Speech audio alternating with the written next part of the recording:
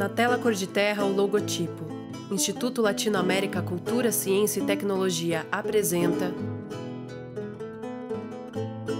A câmera passeia sobre a tela, abrindo como fosse vento na areia, e aparecem as palavras junto com ilustrações. História. Cerrado. Bandeirantes. Ouro. Cidades históricas. Brasília. Memória viva, ecohistória do Planalto Central. Ruas do Alto com carros passando.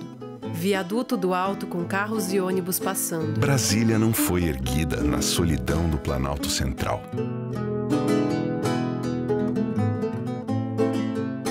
Antes mesmo dos caminhões cruzarem a poeira da cidade em construção, já havia muita gente nestas terras. Imagens vistas do alto de Memorial do Cerrado em formato octogonal, morro de pedras calcárias e vegetação silvestre. Memória viva, ecohistória do Planalto Central, vai mostrar a importância do cerrado. Abrigo generoso para o homem desde os tempos mais longínquos. Corrente de água entre as pedras. Quedas d'água. Igrejas, praças. Vai contar como a descoberta do ouro atraiu diferentes povos, formou cidades, fazendas e mudou a região para sempre. Cavalhadas, homens a cavalo, lanças na mão. Público nas arquibancadas assistindo. E mostrará a cultura que se formou no entorno da jovem capital da República Brasileira. No Cerrado, Altair Salles Barbosa, antropólogo e geólogo. Dentro da história recente do planeta Terra, que começou há 70 ou 65 milhões de anos, ou o sistema biogeográfico do Cerrado, é aquele que se nos apresenta de forma mais antiga. A Mata Atlântica tem 7.000 anos, o Cerrado tem de 65 a 45 mil anos. 45 mil anos ele atingiu o seu apogeu. Braulio Dias, ecólogo. É um bioma que teve uma evolução longa, né, de milhões de anos, desde que houve a mudança de clima aqui na América do Sul, que antes era um clima úmido o ano inteiro. E aí passamos a ter um clima sazonal, uma estação seca e uma estação de chuvas. Então isso propiciou a entrada das gramíneas. Isso é que caracteriza o Cerrado, é uma vegetação mais aberta, com uma mistura de árvores e plantas herbáceas e dominância de gramíneas. É um tipo de savana que ocorre também na África, na Austrália e outras regiões do mundo, mas é a savana mais rica do mundo, o Cerrado, né? Nós temos já mais de 12.000 espécies de plantas conhecidas no Cerrado.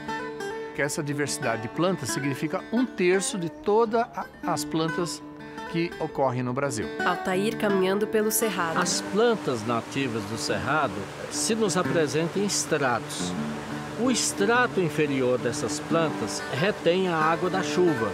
É um conjunto de gramíneas extremamente entrelaçado. E suas raízes andam quilômetros unidas pelo subsolo. Quando você vê uma planta do Cerrado, só 10% você está vendo dela. O restante está dentro do solo. Então essas plantas têm a capacidade de absorver a água da chuva e de depositar inicialmente no lençol freático e depois alimentar o lençol artesiano, que são os aquíferos. Queda d'água e vegetação. Nós temos no Cerrado 3 grandes aquíferos, que são os maiores do mundo. Mapa topográfico do Brasil. Que é o aquífero Urucuia, que alimenta todas as águas do Tocantins e parte das águas do São Francisco. Nós temos o aquífero Guarani, que alimenta toda a bacia hidrográfica do Paraná. E nós temos o aquífero Bambuí, que também alimenta as águas do Tocantins, do São Francisco e do Parnaíba. Indicado no mapa. O Cerrado, na realidade, ele pode ser caracterizado como o berço das águas do continente sul-americano, ou a cumieira do continente sul-americano. Placa. Reserva Biológica Águas Emendadas, Distrito Federal. imagens da reserva. Nós estamos aqui na primeira calha no sentido norte, que sai da grande vereda, que dá o nome de Águas Emendadas. Gedisleu Jacinto. Esse aqui é o córrego Vereda Grande, administrador que vai Ezecai. desaguar no rio Maranhão, né, que vai descer no sentido norte, formando a bacia Tocantins-Araguaia, né? Aqui nós estamos no córrego Fumal, que recebe água da vertente sul da Vereda Grande, que vai desaguar no rio Bartolomeu, né, que vai descer Brasil no sentido sul para formar a bacia Platina. Águas correndo entre as pedras. Cachoeira do Bisnal, Formosa, Goiânia. O Cerrado é a caixa d'água do Brasil, porque é uma região de planaltos altos, né? E todas as nascentes das grandes bacias brasileiras nascem aqui. Vocês estão vendo atrás de mim a vegetação do Cerrado. Jardim Botânico, Distrito Federal. No auge da seca, no início de setembro. Está tudo verde. Como é que explica esse milagre? Não tem chovido há mais de 100 dias aqui, né? No entanto, a vegetação está verde porque tem água do solo e os rios estão correndo. Chove, retém água. E isso é que garante o suprimento de água para todo o Brasil. Se a gente continua a degradação do Cerrado, essa capacidade dessa vegetação de absorver e proteger e acumular essa água vai ser prejudicada. E todo o Brasil vai sofrer com isso. Água do rio descendo entre as pedras. Vasta vegetação. Bismarck Vila Real, pesquisador. Aqui a gente está no divisor continental de águas, que é esse divisor que separa as águas que vão para o norte das águas que vão para o sul. Ele tem uma das extremidades no Distrito Federal e a outra nos Andes. Pico dos Pirineus. Ele tem mais de 3 mil quilômetros. 20 quilômetros de Os Pirenópolis, caminhos Goiânia. aqui são caminhos antigos. Eles até são anteriores aos bandeirantes, né? Esses caminhos eram trilhados pelos índios, pelo homem primitivo. Aqui a gente tem muito sítio arqueológico, né, que testemunha a presença do homem primitivo aqui. Mauro Cruz, guia de turismo. A Cidade de Pedra é a maior formação em quartzito ruiniforme que tem no Brasil. São mais de 500 hectares de formação rochosa nessa forma ruiniforme. São pedras, rochas em formas de ruínas. Cidade de Pedra, Pirenópolis, Goiás. São muitos vales que tem aqui, muitas avenidas, ruas, muitas formas com rosto de gente, com forma de animal. Isso aqui que a gente está vendo é o osso do nosso continente, né? É a base do Planalto Central. São as rochas mais antigas que nós temos no Brasil. Tem datações que variam entre 1,4 bilhões de anos até cerca de 900 milhões de anos. Jamilo Tomé Filho, geólogo. Aquela rocha, como eu disse, originalmente era grãos de areia que foram comprimidos, né? E essa compressão fez os grãos soldarem um no outro e formou uma rocha que a gente chama de quartzito, ou seja, ela é formada essencialmente por quartzo. Há 20 mil anos estava mais ou menos daquele jeito. O primeiro sul-americano que andou por aqui, ele certamente viu aquelas formas quase como estão. Em meia vegetação, pedras de quartzitos. Os primeiros humanos a pisar no centro da América do Sul encontraram tudo o que precisavam para sobreviver. Por séculos, os caçadores-coletores da tradição itaparica desenvolveram uma cultura adaptada ao cerrado.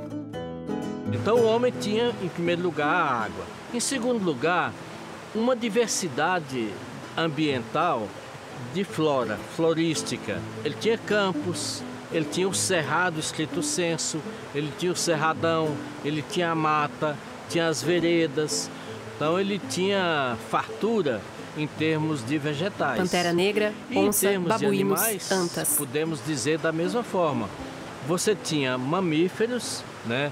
Você tinha animais da megafauna, que quando o homem chegou aqui, esses animais ainda estavam aqui, depois foram extintos, animais de médio porte e animais de pequeno porte em grande quantidade, incluindo as aves. Rochas com desenhos primitivos.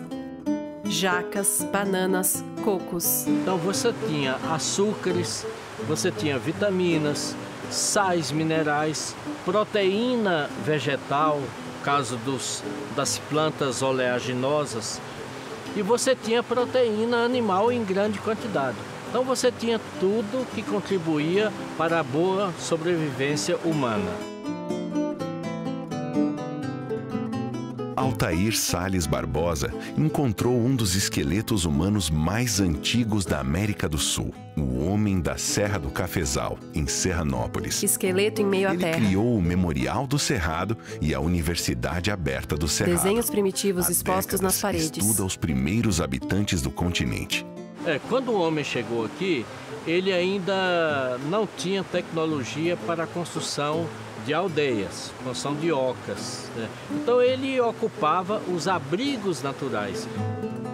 Como eles estão equidistantes e ocorrem com muita frequência, eles podiam estabelecer os seus territórios, né? Cada grupo tinha o seu território, onde ele predominava e controlava esses recursos. Então isso era fácil de você ter um planejamento ambiental adequado que propiciava a felicidade. Cada grupo, ele se separava e procurava criar uma identidade, um tipo de um brasão que identificasse aquele grupo. Brasão desenhado na pedra. Essa diferença primeiro se manifestava através da arte rupestre e depois a diferença Imagens internas de cavernas com vários desenhos na parede. Se criava até uma língua diferente. Por isso nós temos essa diversidade linguística entre os diversos povos que ocuparam o Cerrado. Toca da Onça, Formosa, Goiânia. Samuel Lucas, historiador. A Toca da Onça, ela é um dos locais onde nós podemos contemplar a presença dos índios crixás. Eles passaram, deixaram desenhos rupestres em tinta vermelha e este local aqui, que era um grande vale, e nesse vale era onde eles tinham os seus cultivos, tinham as suas coletas, e a Toca da Onça era como um local de estadia, um local de morada. Por isso eles deixaram ali esses registros. Aqueles desenhos que são arredondados com alguns riscos são glebas de terra, como se fossem divisões de clãs aqui na região. Nós temos também desenhos de deuses. Pedras com desenhos primitivos. Pontilhado geralmente simboliza lavoura. E bem como temos alguns desenhos simbolizando caça. Na lateral, se perceber, são desenhos feitos por crianças. Então, no local mais acessível, iam as crianças desenhar, enquanto os pais estavam desenhando naquele espaço como uma capela sistina. A relação do sítio da Toca da Onça com o Bisnau é uma relação de temporalidade. Aqui nós temos uma datação de 500 a 800 anos, enquanto lá nós temos de 2.000 a 5.000 anos. Aqui eles já dominavam a pintura, enquanto lá, que são petróglifos, eles ainda não dominavam pintura. Foi um lugar para ser visto de cima, do alto, semelhante às linhas de Nazca no Peru. Então a gente considera aquele local um local sagrado, né? Um local de rotinas. Noel José dos Santos, guia de turismo. Programadas. Então a gente sente uma energia muito forte. O importante lá é todo o contexto dele, né? Principalmente os vestígios deixados, que são as gravuras, né? As artes rupestres, né? Em baixo relevo, que simboliza várias coisas no cotidiano daqueles povos que viveram aqui, que ocuparam o Planalto Central há mais de 12.000 anos atrás.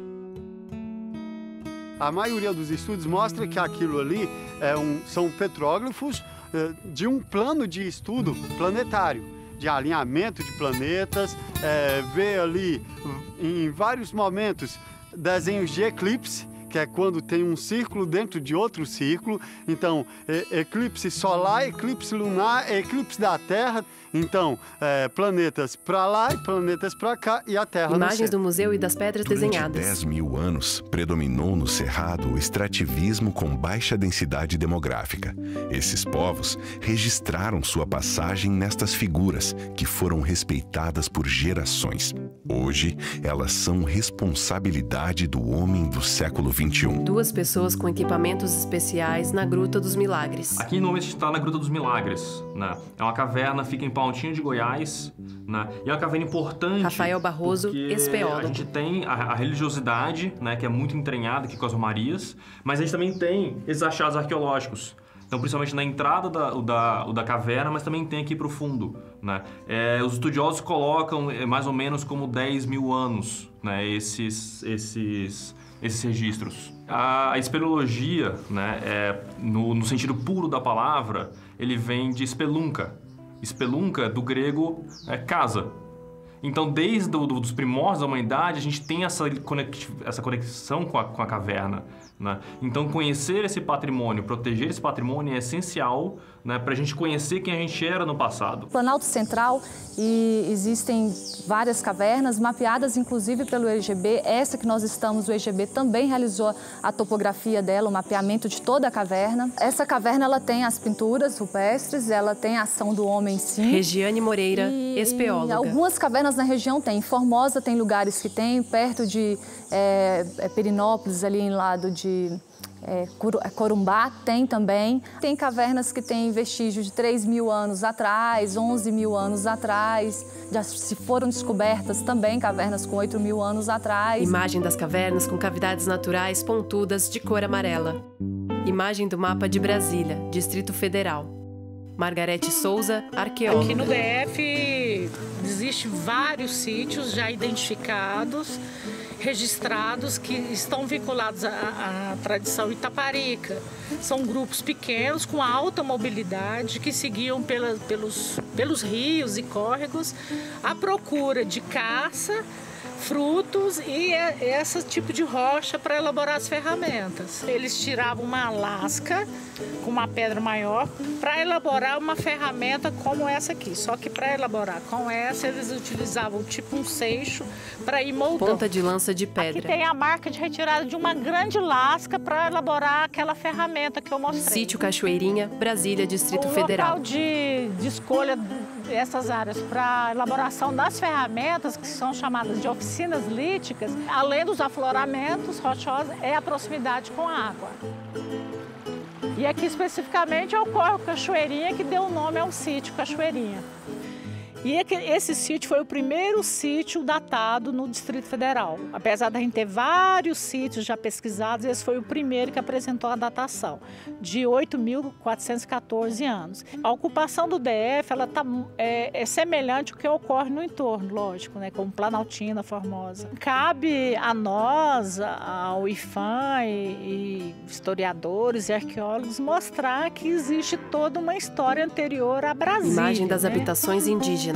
Os horticultores caçadores desenvolveram uma agricultura itinerante, com uso do fogo, e uma nova organização social, com aldeias maiores e populações mais densas, de até 1.000 pessoas. Memorial do Cerrado, Goiânia. Eles formavam o grupo linguístico Macro-G, origem dos Caiapó e Chavante que habitavam o Planalto Central quando da chegada dos europeus. Visto do alto, 8 ocas formando um círculo. Então, quando os portugueses chegam, uma roda ao centro com um caminho para cada oca. Chegam cansados, famintos, numa fúria muito grande, quer dizer, violentam as mulheres indígenas, transmitem uma série de doenças. Muitas tribos, em função disso, são extintas. Tribo indígena em frente à Catedral de Brasília. Os homens que conseguem fugir, fogem para as áreas mais isoladas do país. E os que não conseguem fugir são catequizados ou escravizados. Um grupo de índios caminhando na esplanada dos ministérios. Um deles cantando entre os carros. No gramado da esplanada dos ministérios, 10 indígenas em círculo, trajados com adereços e o corpo pintado.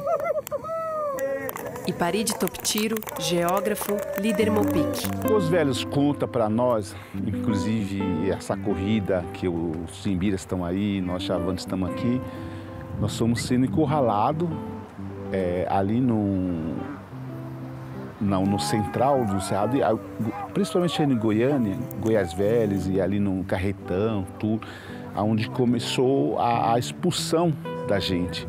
Porque os bandeirantes, eles começaram a pressionar os nossos velhos, nossos antigos, para casar com as nossas mulheres. Então, eles não queriam se misturar, então foram fugindo. Nossos bisavós foram fugindo para não ter esse contato. E que começaram a escravizar a gente também. A gente não queria trabalhar para os bandeirantes. Indígenas correndo com toras de madeira nos ombros, passando um para os outros. demonstrando a corrida de tora de Buriti em uma praça em Brasília.